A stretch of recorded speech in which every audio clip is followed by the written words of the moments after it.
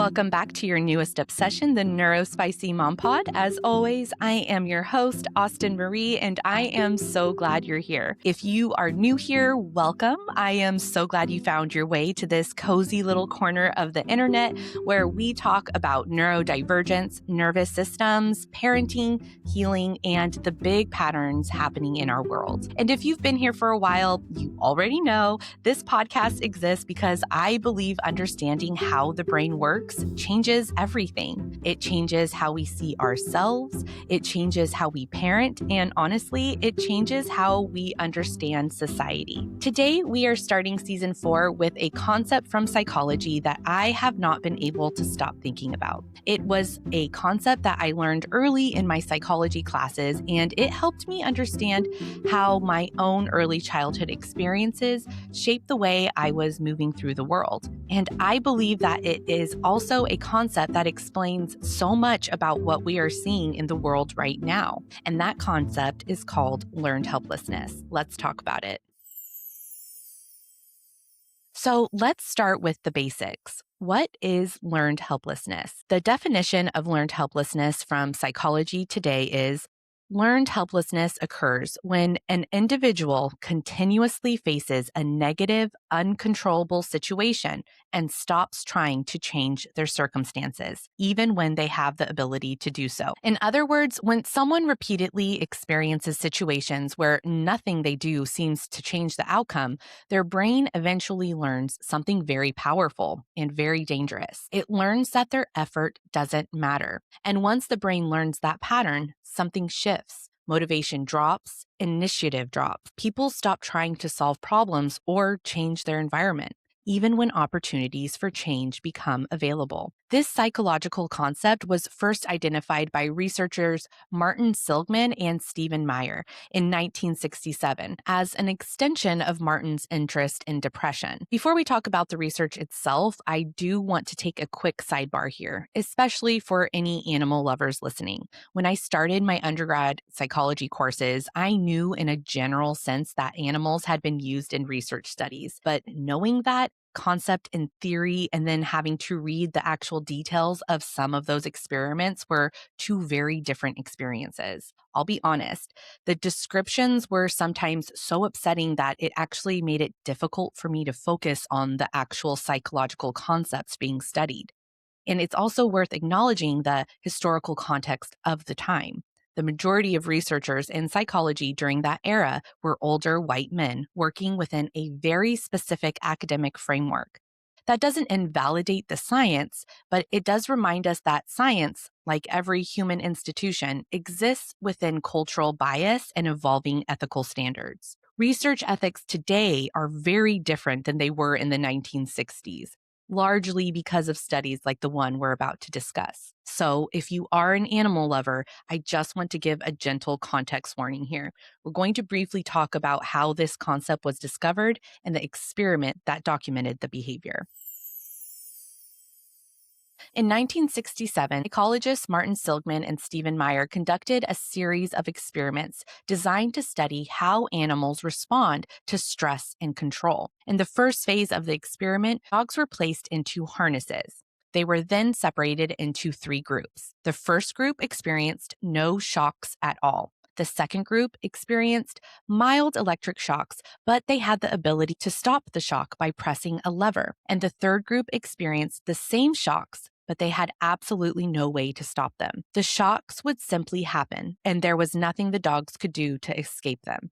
Later, all of the dogs were placed into what researchers called a shuttle box. It was a box that was divided by a small barrier that the dogs could easily jump over to escape the shock. And here's where the discovery happened. The dogs who had never experienced any shocks quickly figured it out. And the dogs who had previously been able to control the shocks by pressing the lever also quickly learned to jump over the barrier. But the dogs who had previously experienced uncontrollable shocks behaved very differently. Instead of trying to escape, many of them simply laid down and endured the shock. They simply whimpered in pain and waited for it to end. Even though the barrier was low, even though escape was now possible, they had learned something from their earlier experience. They had learned that nothing they did changed the outcome, so they stopped trying. And that behavior is what researchers named learned helplessness.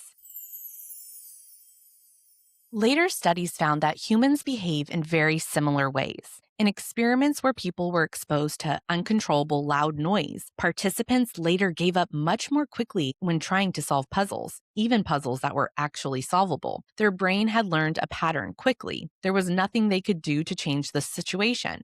And once the brain internalizes that pattern, motivation begins to collapse. Researchers later expanded this theory and discovered something even more interesting. It's not just about negative experiences. It's also about how people explain those experiences to themselves. People who are more vulnerable to learned helplessness tend to interpret setbacks in three ways. They see them as internal, this is all my fault. They see them as stable, this will never change. And they see them as global. This affects everything in my life. When those three beliefs combine, people begin to feel like they have no control over their lives at all. And that feeling of powerlessness can become deeply embedded in the nervous system. As someone with CPTSD, I know this feeling very intimately. That kind of catastrophic thinking, the sense that nothing you do will change the outcome, is something I work on very intensely in therapy. And honestly, it's still something I actively work on today. When learned helplessness mixes with some of the black and white thinking that can come with neurodivergence, it can create a reality where choice feels extremely limited, sometimes almost non existent. And one thing I've noticed in my own nervous system is that when I fall into that state, it doesn't just affect my mood. It affects my ability to imagine different possibilities. My creativity drops. My problem solving drops. The nervous system stops feeling safe enough to explore new outcomes. And when a nervous system is stuck in that kind of survival pattern, it becomes much easier to influence or even manipulate, which is why understanding learned helplessness isn't just about psychology. It's about understanding how people and entire groups of people can be conditioned into believing they have no power. Now, this is where the concept of learned helplessness moves beyond psychology textbooks. When I first learned about this concept in college, it was discussed mostly in relation to individual mental health. Depression, trauma, chronic stress. But the older I get and the more I observe what is happening in our world, the more I start to see something else. I think we might be witnessing collective learned helplessness. And as someone who spent 10 years working with young children, this is something I can't stop thinking about. Because when you spend time around children, you notice something right away. Children care about everything. They cry when someone steps on an insect. They ask questions about fairness consistently. They notice when someone else is hurt. Empathy is actually a very natural starting point for human beings. But when I look at the world adults have built, I notice a disconnect. Right now, we're living in a moment where people are openly debating whether bombing elementary schools in another country is justified. At the same time, in our own country, when children are killed in school shootings, the national response has almost become routine. Thoughts and prayers, news cycles, then life moves on. And when people react to these events, the responses tend to fall along a spectrum. Some people are outraged, some people defend the actions, but the response that concerns me the most is something entirely different. It's this growing sense of apathy, a kind of emotional shutdown where people say things like, nothing will ever change.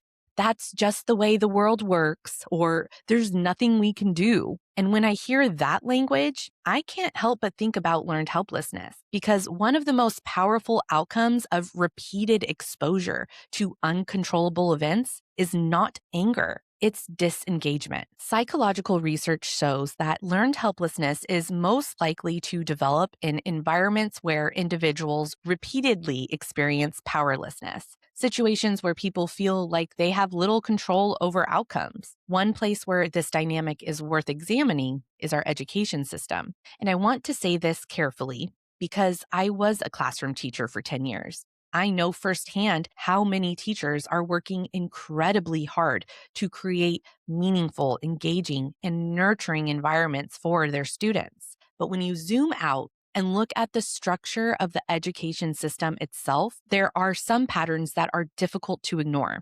Public schools in the United States are largely funded based on student enrollment numbers, which means schools are incentivized to keep classrooms full to the brim. And when classrooms become crowded, systems naturally shift towards efficiency and control. If you look at the design of many schools, the structure is very regimented. Rows, hallways, bells controlling movement, lines, permission to speak, permission to leave the room. People sometimes point out that if you compare the layout of schools and prisons built during similar time periods, the architectural principles can look surprisingly similar. Now, that doesn't mean schools are prisons, but it does raise an interesting question about which behaviors institutions are designed to reward. In many classrooms, the traditional flow of learning is still largely one directional. Information moves from the teacher to the student. Great teachers work really hard to break that model by creating discussions and collaborative learning. But the broader system still evaluates students primarily through standardized testing, which means students are often rewarded for following directions, memorizing information, and repeating concepts back correctly. Historically, that structure made sense. The American school system was largely shaped during the industrial era, when education was designed to prepare students for factory work. Can they stand in line? Can they follow simple directions? Can they complete repetitive tasks? But the world we're living in now requires something very different. It requires creativity, critical thinking, and collaboration. And when systems prioritize compliance over agency, it's worth asking what kind of psychological patterns we might be reinforcing over time. Because environments where people feel like they have little control over their learning or their voice can begin to shape how they see their own power. And that's exactly the kind of environment where learned helplessness can begin to take root. But here's the hopeful part. Learned helplessness is not a fixed personality trait. It's learned, which means it can also be unlearned. Research shows that when people begin experiencing even small amounts of agency, moments where their actions actually influence outcomes, the brain begins to recalibrate. Hope returns, motivation returns. People begin to re-engage with their environment. But before we can change the pattern, we first have to recognize it. And learned helplessness often shows up in very familiar language. You might hear it in your own thoughts as things like, there's no point, nothing will change anyways, it's always going to be like this, or what I do doesn't matter. Those kinds of thoughts aren't signs of weakness. They're often signs that your brain has simply learned a pattern from past experiences, a pattern where effort didn't lead to the outcome you'd hoped for. And once that pattern is learned, the brain tries to conserve energy by assuming future effort will also be pointless. So one of the first steps in rewiring learned helplessness is simply noticing when that story starts playing, not judging it or shaming yourself for it, just noticing it. You can acknowledge the thought and say, my brain is predicting that nothing will change, because awareness creates a little bit of space between the thought and the truth. The second step is something that can feel surprisingly small, and that's intentionally creating tiny moments of agency, not huge life changes, but small actions where you can see a connection between what you do and what happens next. This might look like setting one boundary, trying one new approach to a problem, speaking up in one conversation, changing one small routine. Each time the brain experiences action leading to outcome, even in small ways, it begins to relearn something important. For some people, even those small steps can feel incredibly abstract. I know they did for me. And after being in a relationship for over 15 years with someone who behaved like a covert narcissist, my sense of agency had been worn down so gradually that I didn't even recognize how much of my life had started revolving around anticipating his reactions. Even the idea of making choices for myself felt almost theoretical. So my therapist helped me break it down even further into what I can only describe as micro moments of agency, things that might seem incredibly small from the outside. Deciding what I wanted to make for dinner instead of automatically choosing whatever I thought my partner would prefer. Telling him I needed him to watch our young kids so that I could take a shower now, instead of waiting for him to decide when it was convenient. Wearing my hair in the way that felt most comfortable for me, instead of styling it in the way he liked best. Little decisions, tiny moments of reclaiming authorship over my own life. But those moments mattered more than I realized at the time, because every one of them was helping me slowly remove his voice from the control panel in my brain and replace it with my own. At first, that voice was really quiet. It felt unfamiliar. But the more I practiced those small moments of agency, the clearer it became. And now, almost 4 years out of that relationship, I can honestly say that I don't hear his voice in my head anymore. My own voice is back in the driver's seat. And that experience taught me something really important about learned helplessness. Reclaiming agency doesn't usually happen through one huge act of courage. It happens through hundreds of small decisions that remind the brain I have a say in my life. That effort can matter. Another powerful antidote to learned helplessness is connection. Isolation reinforces the feeling that we're powerless. But when people share experiences, organize, collaborate, and support one another, something changes. Power becomes collective instead of individual. And finally, something I think is really important to remember: recognizing learned helplessness does not mean blaming individuals for feeling stuck, because sometimes people are stuck inside systems that genuinely limit their choices. And acknowledging that really matters too.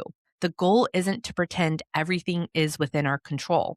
The goal is to identify where our influence actually exists and to slowly rebuild trust in our ability to use it. Because the opposite of learned helplessness is not blind optimism. It's something psychologists sometimes refer to as learned hopefulness. And that is the process of relearning that our actions do matter. And sometimes that process begins with something as simple as asking, where do I still have even a little bit of choice? One of the things I hope this podcast does is give people language. Language for patterns they feel but haven't quite been able to name. Because once we understand how the brain works, we start to see these patterns everywhere, not just in our personal lives, but in the systems and environments around us. When enough people experience environments where their voices don't seem to matter, where effort doesn't appear to change outcomes, it becomes very easy for learned helplessness to move from an individual psychological pattern into something that exists collectively within a society. And when that happens, apathy can start to look normal. Disengagement can start to feel logical, and people begin to believe that injustice is simply inevitable. But the science behind learned helplessness also gives us something incredibly important. It reminds us that these patterns are learned, which means they can also be unlearned. And that process rarely begins with massive societal shifts.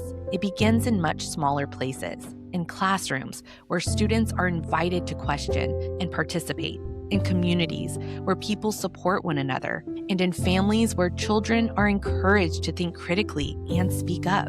And sometimes it begins in the quietest place of all, inside our own minds. When we start noticing the moments where we've been telling ourselves that nothing can change, and when we gently ask a different question, where do I still have even a little bit of choice?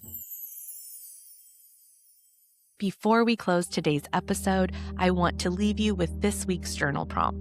Take a few minutes and reflect on this question. Where in my life do I still have even a small amount of choice? Write down any areas where you might be able to reclaim a tiny moment of agency, even if it feels insignificant, because learned hopefulness doesn't begin with huge life changes. It begins with those small decisions that remind your brain that your voice matters.